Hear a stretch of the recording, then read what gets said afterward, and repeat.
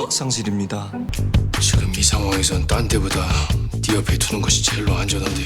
네 남자친구. 어느 날 CCTV조차 설치되어 있지 않은 인적 드문 장소에서 한 여성이 참혹한 상태로 발견되는 충격적인 사건이 발생합니다.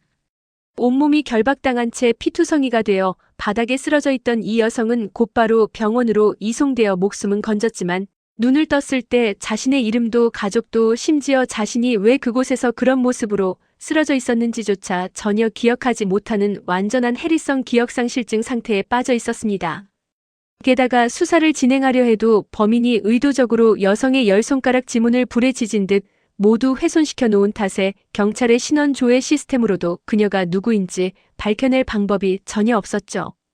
그렇게 신원 불상의 환자로 병원에 방치되어 있던 그녀 앞에 사건 발생 일주일 만에 한 남자가 보호자를 자처하며 등장합니다.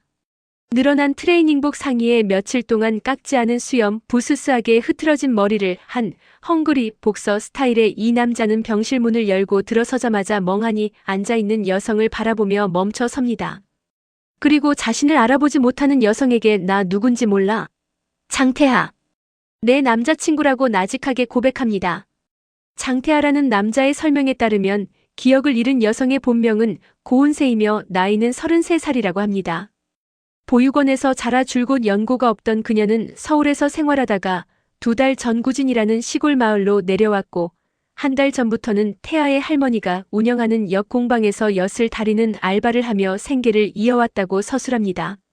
심지어 자신과는 2년 동안 연애를 이어오며 동거까지 진행했고 조만간 결혼을 앞둔 사이라고 주장하죠. 자신을 찾아 전국 병원을 뒤졌다는 태아의 설명에도 불구하고 은세의 입장에서는 이 수상한 남자를 선뜻 믿기 어렵습니다. 그가 연인의 증거라며 내밀은 것이 고작 폴라로이드 사진 한 장뿐이었기 때문입니다. 은세는 태아를 시험해보기 위해 기습적으로 키스를 퍼부어보기도 하지만 돌아오는 태아의 반응은 연인이라고 하기엔 어딘가 몹시 어색하고 차가웠습니다. 특히 자신을 바라보는 태아의 눈빛에서 따뜻한 감정이 전혀 느껴지지 않는다는 점이 결정적인 의심의 원인이었죠. 하지만 태아는 은세의 몸에 있는 아주 은밀한 점의 위치까지 정확하게 알고 있었기에 완전히 타인이라고 부정할 수도 없는 곤란한 상황에 놓입니다. 결국 은세는 울며 겨자 먹기로 태아를 따라 그가 살고 있다는 구진의 옆마을로 향하게 됩니다. 그러나 집으로 돌아온 뒤에도 이상한 점은 한두 가지가 아니었습니다. 자신이 살아왔다는 집이라지만 촌스러운 꽃무늬 도배지부터 시작해 영지버섯이 들어간 화장품까지 자신의 취향에 맞는 물건이 단 하나도 없었으며 마당에 있는 강아지조차 자신을 알아보지 못하고 사납게 지저댔기 때문입니다. 우린 도대체 어떻게 만난 건데요? 라며 은세가 추궁하자 태아는 태연한 얼굴로 과거 산속에서 길을 헤매던 은세가 맹꽁이를 보고 두려워할 때 자신이 나타나 잡아주었고 그 모습에 반한 은세가 안 만나주면 죽겠다고 떼를 쓰며 집으로 쳐들어왔다는 황당한 이야기를 내놓습니다. 맹꽁이 정도는 한 손으로 때려잡을 수 있을 것 같은 자신의 씩씩한 기질을 스스로 느끼는 은세에게는 도저히 납득할 수 없는 환장할 노릇이었죠. 은세를 집에 남겨둔 태아는 마을의 복싱 체육관으로 향합니다. 그리고 그곳에서 자신의 복싱 스승이자 체육관을 운영하는 홍 관장과 비밀스러운 대화를 나누기 시작합니다. 은세가 예상했던 대로 장태하는 그녀에게 치밀한 거짓말을 하고 있었던 것입니다. 사실 은세의 진짜 정체는 고은세가 아니라 서울중앙지검 반부패수사부의 엘리트 검사인 고지원이었습니다. 사건은 3주 전으로 거슬러 올라갑니다. 당시 고지원 검사는 주민종 시장과 거대 기업형 조폭 조직인 미래에덴 컴퍼니의 백상길 회장 사이에 벌어진 대규모 택지 개발 비리 사건을 집요하게 조사하고 있었습니다. 고지원 검사는 주 시장의 보좌관으로 일하던 남자친구 곽치연으로부터 내부 정보를 얻어 주 시장과 백상길 회장의 비밀스러운 검은 돈거래 현장에 몰래 침투하는 데 성공합니다. 지원은 자신의 손목시계에 장착된 미세 카메라를 이용해 두 사람의 비리 현장과 음성을 완벽하게 녹화하며 결정적인 증거를 확보했죠. 그러나 완벽해 보였던 작전 직후 자리를 떠난 줄 알았던 백상길 회장이 조용히 나타나 지원의 앞을 막아서며 협박을 시작합니다. 지원은 물러서지 않고 도망쳤으나 끝내 백상길의 수하들에게 잡히게 되었고 증거가 담긴 시계마저 빼앗긴 채 손가락 지문이 불에 지져지는 무자비한 고문과 공격을 당해 사경을 헤매게 된 것입니다. 당시 일본 고베에서 파친코와 유흥가를 관리하며 조직의 핵심 인물로 활동하던 장태하는 어둠의 세계를 청산하고 평범한 삶으로 돌아가기를 원하고 있었습니다.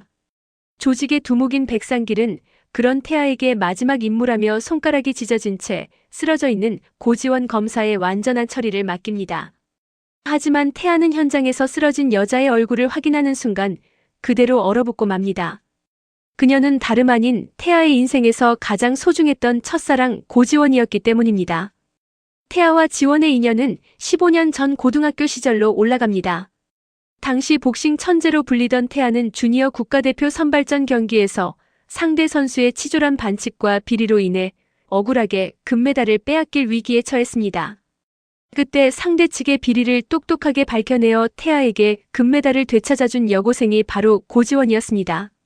그리고 8년 전 일본 고베에서 조직 생활을 하던 태하가 상대 조직원들에게 쫓겨 목숨이 위태롭던 순간 오토바이를 타고 나타나 폭죽을 마구 쏘아대며 태하의 목숨을 구해주었던 인물 역시 우연히 여행을 왔던 지원이었습니다. 그날 밤 두 사람은 날이 밝을 때까지 많은 대화를 나누었습니다. 지원은 보육원에서 자라 고지원이라는 이름으로 출생신고를 했지만 나중에 어머니의 산모수첩에서 고은세라는 이름이 적힌 것을 발견했다고 털어놓았습니다. 총구석에서 여신아 다리고 있다는 것부터가 말이 안 된다고. 내가 남자친구란 게 그렇게 납득이 안 돼? 네. 자신을 버렸지만 예쁜 이름을 지어준 어머니의 사랑을 느끼며 친한 사람들에게는 고은세라고 불리는 것을 더 좋아한다고 말했죠. 또한 검사가 되어 나쁜 놈들을 잡는 것이 꿈이라고 말하며 조폭만 아니면 된다고 덧붙였습니다. 조폭 신분이었던 태하는 차마 자신의 진짜 직업을 밝히지 못했고 연락처를 묻는 대신 다음에 다시 만나면 꼭 신세를 갚겠다는 약속만을 남긴 채 헤어졌던 것입니다. 그 약속을 지키기 위해 태하는 목숨을 걸고 지원을 살려내기로 결심합니다. 수아들에게는 자신이 직접 시신을 처리하겠다고 둘러댄 뒤 스승인 홍 관장에게 도움을 요청해 CCTV 사각지대에서 지원을 빼돌리고 차량을 불태워 고지원이 완벽하게 사망한 것처럼 위장했습니다. 그러나 가까스로 목숨을 건진 지원이 기억상실증에 걸리자 그녀를 병원에 그대로 둘 경우 보호시설로 옮겨지다가 백상길의 눈에 다시 노출될 위험이 높다고 판단했습니다. 결국 태하는 그녀를 지키기 위해 고은세라는 본명을 써가며 가짜 남자친구 행세를 하는 위험한 거짓말을 시작한 것이었습니다. 태하가 이렇게까지 위험을 무릅쓰는 바탕에는 고작 폴라로이드 사진 한 장과 일본에서의 추억 그리고 깊은 진심이 자리 잡고 있었습니다. 반면 지원의 진짜 남자친구이자 주시장의 보좌관인 곽치연은 지원이 사라진 후 몹시 불안해합니다. 치연은 처음부터 주민종 시장과 백상길 회장이 지원의 수사를 방해하고 정보를 캐내기 위해 붙여둔 언더커버였기 때문입니다. 치연은 지원이 생전에 했던 시계 말고 또 다른 증거가 있다는 말을 떠올리며 그녀의 행방을 추적하기 시작하고 결국 지원이 입원했던 병원을 찾아내 홍복싱 체육관 차량을 타고 떠났다는 단서를 얻어 구진 옆마을로 향합니다. 마을로 찾아온 곽치연이 멀리서 지원을 알아보려고 하는 순간 이를 먼저 눈치챈 태하는 지원의 신분이 노출되는 것을 막기 위해 기습적으로 그녀에게 깊은 키스를 퍼붓습니다. 이 키스는 처음에 지원이 확인차 시도했던 어색한 키스와 달리 거짓된 관계 속에서도 지원을 향해 쌓아온 태하의 진짜 감정이 담긴 진솔한 스킨십이었습니다.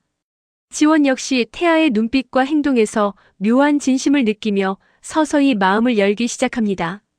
은세는 기억을 찾기 위해 태하의 고등학교 동창인 안기준이 운영하는 정신건강의학과 의원을 찾아가 치료를 받기도 합니다. 그러던 중 은세는 SNS에서 맛집을 검색하다가 우연히 과거 자신의 진짜 친구였던 박효진의 계정에서 함께 찍힌 사진을 발견합니다. 사진 속 자신의 이름이 고은세가 아니라 고지원으로 표기되어 있는 것을 본 은세는 충격을 받고 태하의 진짜 정체를 따지기 위해 복싱 체육관으로 달려갑니다. 체육관 문 앞에서 은세는 태하가 국가대표 복싱 선수 출신의 조폭이었다는 사실을 듣게 되고 거대한 혼란에 빠집니다. 은세가 따져 묻자 태하는 과거 일본에서 지원이 직접 해주었던 이야기를 전해줍니다. 내 이름은 고지원이지만 본명은 고은세고 그 이름은 내 어머니가 지어준 이름이다라는 태하의 나직한 설명에 은세는 눈시울을 붉히며 그를 향한 경계심을 일부 허물어뜨립니다. 이후 은세는 친구 효진에게 메시지를 보내 직접 만남을 가집니다. 효진은 은세에게 과거 함께 찍은 사진들과 편지들을 보여주지만 검사가 된 후 자신을 은근히 무시했던 지원에게 서운함을 품고 있었기에 태아에 대해 묻는 지원에게 그 사람 말이 다 맞다며 차갑게 대답하고 자리를 떠납니다. 자신이 과거의 최악의 친구였다는 생각에 은세는 깊은 비참함에 빠집니다. 괴로워하는 은세에게 홍 관장은 태아의 가슴 아픈 과거를 들려줍니다. 태아는 원래 복싱을 시작한 지 6개월 만에 시대회와 전국체전을 싹쓸이한 복싱 천재였으나 자신을 키워준 할머니가 쓰러져 수술비 1억 원이 급히 필요해지자 백상길 회장의 제안을 받아들여 어둠의 조직에 발을 들였던 것입니다. 더욱 안타까운 사실은 그 할머니가 태아와 피 한 방울 섞이지 않은 남이었다는 점입니다. 갓난쟁이 태아를 안고 온 엄마가 세상을 떠난 후 할머니는 홀로 남은 태아를 친손주보다 더 따뜻하게 거두어 키워주셨던 것이죠. 할머니는 수술 후 고비를 넘겼지만 태아가 자신 때문에 조폭이 되었다는 죄책감에 괴로워하다 결국 치매에 걸리고 말았습니다. 태아의 슬픈 과거를 알게 된 지원은 그를 향한 연민과 애정을 동시에 느끼게 됩니다.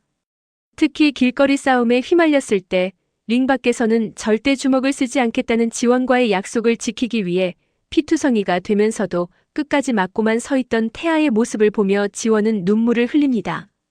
내가 왜 당신을 좋아했는지 알 것 같다며 두 사람의 감정은 더욱 짙어집니다. 그러던 어느 날 지원은 문득 전남친 곽치연에 대한 단편적인 기억을 떠올리고 안기준 원장의 도움을 받아 치연을 직접 만나러 서울로 향하게 됩니다. 그러나 서울로 가던 차 안에서 지원은 태아가 약과 함께 챙겨준 작은 주머니를 열어보고 마음이 크게 흔들립니다. 주머니 속에는 양말 한 켤레와 god의 노래가 담긴 mp3 플레이어가 들어있었습니다.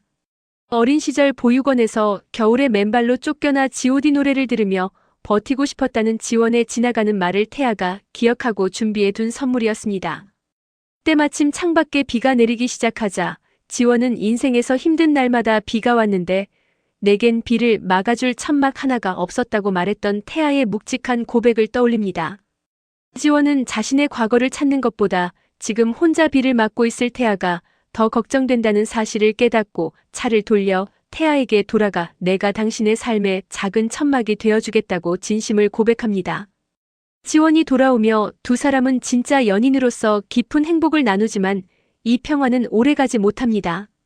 지원과 통화했던 곽치연이 백상길 회장에게 보고를 올리면서 백상길은 고지원 검사가 죽지 않고 살아있다는 사실을 알아차리고 직접 구진 연마을까지 찾아옵니다. 위험을 직감한 태아는 지원을 몰래 밀항선에 태워 일본으로 피신시킬 계획을 서두릅니다. 지원이 사실을 알면 남아 싸우겠다고 고집을 부릴 것이 뻔했기에 태아는 일부러 지원에게 차갑게 대하며 정을 때려 애습니다. 밀항 당일 태아가 지원을 데리고 항구로 이동하던 중 백상길이 보낸 수하들이 습격해오고 태아는 칼에 찔리는 중상을 입으면서도 지원이 무사히 배에 오를 때까지 온몸으로 적들을 막아섭니다. 태아의 친구 카이토의 도움으로 지원은 가까스로 밀항선에 탑승하고 부서진 몸으로 배를 바라보며 태아는 안도의 미소를 짓습니다. 그 순간 홍 관장이 나타나 차량을 폭파시키며 경찰이 곧 올 것이라고 경고하여 백상길 일당을 퇴각시킵니다. 과거 백상길 역시 홍 관장의 제자였으나 경기 도중 글러브에 너클을 넣는 부정을 저질러 쫓겨났었고 그 원한 때문에 홍 관장이 아끼던 제자 태아를 일부러 어둠의 길로 끌어들였던 것이었습니다. 한편 밀항선에 탄 지원은 폭우에서 치솟는 화염과 폭발을 목격하는 순간 거대한 충격을 받고 잃어버렸던 모든 기억을 완벽하게 되찾습니다. 기억이 돌아온 지원은 배에서 뛰어내려 곧바로 서울로 향합니다. 태아를 살리고 모든 비극을 끝내는 유일한 방법은 자신이 직접 검사로 복귀하여 백상길을 법의 심판대에 세우는 것임을 잘 알고 있었기 때문입니다. 지원은 사건 당일 빼앗긴 시계 외에도 자신이 신고했던 운동화 밑창에 설치해 두었던 또 다른 비밀 카메라를 찾아냅니다. 그 안에는 백상길 회장과 주민종 시장의 검은 커넥션에 대한 결정적인 증거가 완벽히 남아 있었습니다. 백상길은 태아를 무너뜨리기 위해 태아의 수하 강록을 납치하고 홍 관장과 그의 아내까지 인질로 잡는 악행을 저지릅니다. 태아가 달려오는 길목에 홍 관장의 아내가 탄 차량을 세워두어 태아가 길을 뚫기 위해 차를 밖에 아내가 큰 부상을 입게 만드는 잔인한 계략을 꾸미죠. 태아는 극심한 죄책감에 무너지면서도 인질들을 구하기 위해 홀로 백상길과의 최후의 결전에 임합니다. 부상당한 몸으로 죽을 힘을 다해 버티던 태아가 쓰러지기 직전 현장에 서울중앙지검 검사 고지원이 수사관들과 함께 들이닥칩니다. 완벽한 증거를 확보한 지원에 의해 백상길과 주 시장의 비리가 세상에 폭로되고 백상길은 무기징역을 선고받게 됩니다. 그러나 집요한 백상길은 무기징역을 선고받고 이송되던 중 탈주를 감행하여 태아의 할머니 집으로 숨어듭니다. 난장판이 된 집에서 할머니를 인질로 잡고 태아를 기다리던 백상길은 방바닥에 떨어진 오래된 사진첩 하나를 주워들게 됩니다. 그 사진첩 안에는 32년 전 자신이 선수 시절 깊이 사랑했던 여자 장혜수의 모습이 담겨 있었습니다. 백상길이 조폭의 길에 들어서자 혜수는 그와 헤어진 후 홀로 태아를 낳았고 적어도 아이에게 떳떳한 아버지가 되어달라며 마지막 기회를 준 뒤 구진의 할머니 집으로 들어와 태아를 키우다 세상을 떠났던 것이었습니다. 장태아가 다름 아닌 자신의 친아들이었다는 충격적인 사실을 깨달은 백상길은 거대한 죄책감과 절망감에 무너져 내립니다.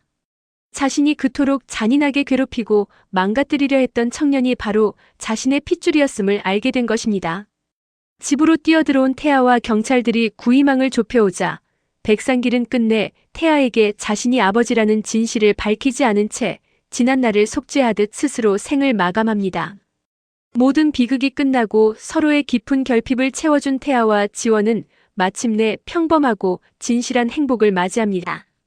두 사람의 결혼식 날 하늘에서는 굵은 빗줄기가 쏟아져 내립니다. 과거 태아에게 비는 가장 우울하고 피할 곳 없던 불행의 상징이었으나 이날만큼은 태아와 지원 그리고 모든 마을 하객들이 비를 피하지 않고 웃으며 쏟아지는 빗 속에서 행복을 축하합니다. 비 오는 날이 인생에서 가장 행복한 날로 완벽하게 제정이 되며 거짓으로 시작했으나 그 무엇보다 진실했던 두 사람의 달콤하고 끈끈한 사랑 이야기는 아름다운 결말을 맺습니다. 키스가 어설펐던 건 잊어. 이게 진짜야.